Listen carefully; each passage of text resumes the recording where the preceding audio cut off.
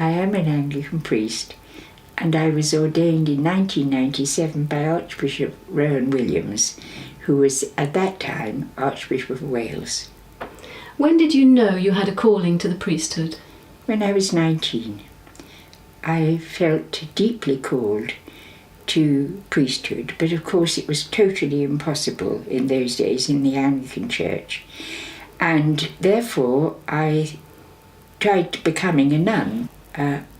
I wanted to join a contemplative order, but I was already a qualified doctor, and the men who were in charge of vocations to the religious life were not happy about me going into a contemplative order to pray. They wanted me in an active order, so I was sent to the Community of the Holy Name in Morvenlink. I served 4.5 years. I was sent to Africa. That was a very traumatic time because I asked the order not to recall me too quickly if they had to recall me, because in the part of Africa where I was working there was a great deal of schistosomiasis, and pregnant women died because the uterus could not open. No man could attend a woman in childbirth in Liberia, where I was working, right in the jungle. And because I was doing caesarean sections, I knew that if I left precipitately, these women, when they fell pregnant again, would die. I didn't want that to happen. But they did recall me without notice. And I suppose that was the turning point. I felt I had to go back to medicine. And I went back to medicine. So I came home, became a general practitioner in England, and married and had 4 children. You still, though, felt that you had a calling? Yes, I did, but I was married to an Anglican priest who did not believe in the ordination of women at all. And when I once broached the subject, after both he and my parish priest laughed, I then kept silence for 11 years. It was very painful. It was at the end of the 11 years that I felt increasingly called to some ministerial position, and I then raised the subject with my husband, and by this time he had changed his mind. I think maybe he'd just seen how painful it was for me. And so we began together to look for some way of being a deaconess. Of course, we realised the ordination to the priesthood was completely impossible. You said your husband may have changed his mind because for 11 years he saw the pain that you were in. How did that pain express itself, do you think?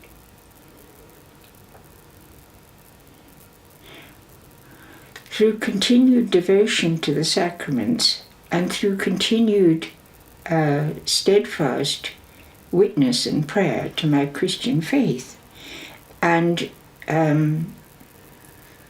because we were married, we would talk theologically together. He saw no reason for me to go through 3 years of theological education, because I was by that time very theologically literate, self-taught but literate. And because we were able to talk at that level with each other, I think he did begin to respect my views, which I didn't. I kept silent about wanting to be ordained, but I didn't hide my views that religion was intimately connected with peace and with justice towards people. What happened in 1968? Well, 1968, Lambeth Conference said that there was no theological reason against women. So I took courage from that, and I was beginning to look for ways of being starting to train as a deaconess, which was all I could train as at the time. Deaconesses were lay, they were not ordained. Deaconesses were usually educated full-time in ministry, and most of them were single women. I was a married woman. It was very difficult to get accepted to be a deaconess. There was discrimination. I was not allowed to sleep in residential quarters with the men. I had to commute from London to Bletchingley once a month for a weekend by driving 70 miles down the road from my work, directly from my work as a general practitioner, to the session, which was mandatory. Turn round at 9 o'clock, come home, have a few hours sleep, get up at 5, return back down to Bletchingley, where I was in training, come back at 9 o'clock at night on Saturday night, go down again for 7 o'clock service on Sunday morning. So that was the pattern of our lives. Did you ever feel like giving up at that stage? Yes, many times. But because they made it so difficult,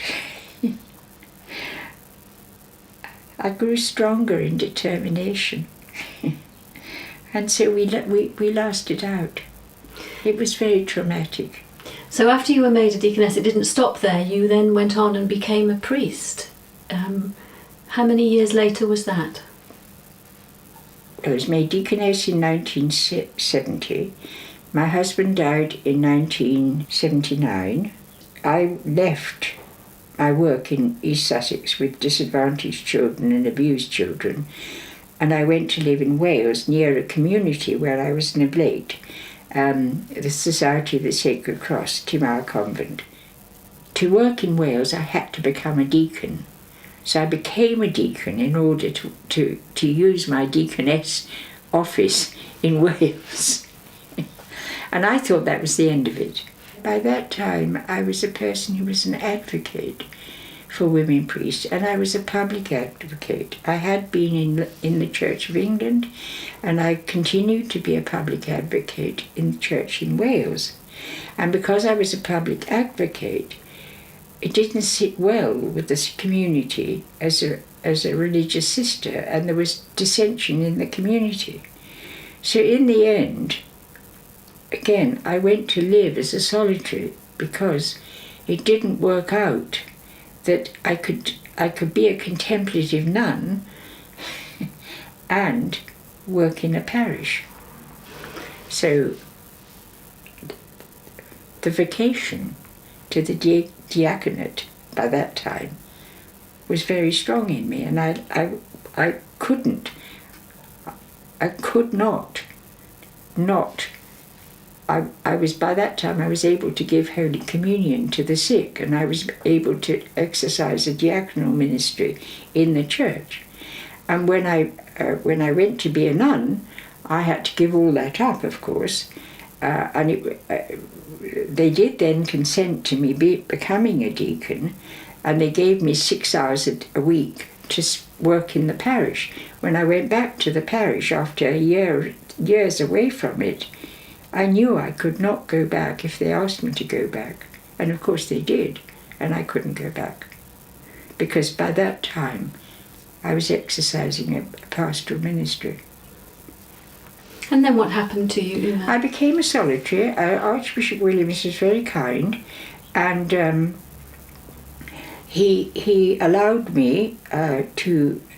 I came to the end of my temporary vows. I did not go forward for full vows, but I took vows of celibacy and vows of simplicity of life and obedience to a rule of prayer and life as a solitary contemplative. I lived in a little house in a churchyard next to the church where I worked. I had a vicar who was very supportive in theory, but in practice found it extremely difficult if somebody said they didn't want my ministry. And I worked there with him for best part of 11 years, I think it was. And then what happened? There was a huge change in your life on the horizon, wasn't there? The huge change in my life was when the church in Wales said that it would ordain women. And in 1997. You see, they had rejected the idea of women in priesthood when the English women became priests. A lot of the church people in Wales left the church in Wales, went to England. I didn't. I believed that I was made a deacon in the Church of Wales. That was my church. And I was loyal to my church. It wasn't going to ordain women. I would stay and live it out. I did stay. And then 3 years later, they changed their minds. So I was then ordained to the priesthood by the Archbishop of Wales. So Una, your life up till that point had been one of patience, of putting up with discrimination with great grace, and then you made the most extraordinary decision to, having struggled to get this far, to become a Catholic. Yes, I did make an extraordinary decision. I was 13 years a priest. I was very happy as a priest. I loved it. And although it was, there was a lot of discrimination still, which was gradually being eroded by my fellow women priests. Of course, they were women priests in England. I left Wales in 2003 to come and live nearer my family because I was getting older. And I also was crippled with arthritis in one leg. And I was very unwell at the time, so I left on medical grounds, and because I think I was becoming broken by the discrimination. Your trip to Mount St Bernard was a trip which yielded great fruits, but probably through some pain. I found it very hard to give up the priesthood of the church, to stop being active as a priest in the Anglican Church. I went to Mount St Bernard on retreat in order to ask God to show me what that meant. And while I was at St Bernard in the very early morning in the church,